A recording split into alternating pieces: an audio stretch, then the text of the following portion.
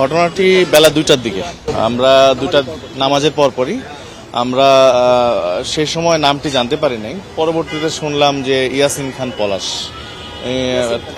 খান পলাশ তিনি ডিশ ব্যবসায়ী এবং পরবর্তীতে আরও কিছু নাম আমরা পেয়েছি, সেগুলো যাচাই করে আমরা দেখছি এবং ঘটনা ঘটার পরে ওসি, এসি, এডিসি সহ আমি ঘটনাস্থলে চলে এসে আমরা এখানে বেশ কয়েকটি সিসি ক্যামেরা দেখতে পাচ্ছি, সেগুলো ফুটেজ কালেকশনে আমাদের টিম কাজ করছে।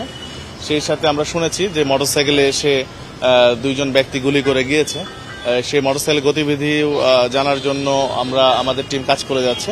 সর্বোপরি আমরা অধিকতর গুরুত্বের সাথে কাজটি করে যাচ্ছি। আমাদের পাশাপাশি ডিবি, সিটিডিসি টিমও আসছে, ওনারাও কাজ করবেন। আর আমরা বেশ কিছু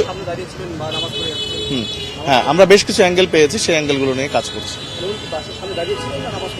নামাজ পড়ে আমরা শুনেছি যে উনি নামাজ পড়ে এসে বাসার সামনে এখানে দাঁড়িয়ে কারোর সঙ্গে কথা বলছিলেন, তখন ঘটনাটি ঘটে।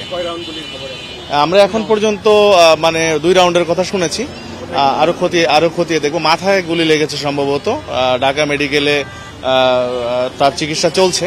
তো এখন পর্যন্ত আপডেট এতটুকু।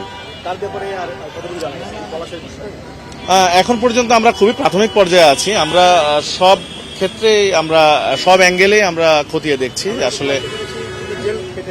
হ্যাঁ, আমরাও শুনলাম যে উনি জেল খেটে কিছুদিন আগে বের হয়েছেন।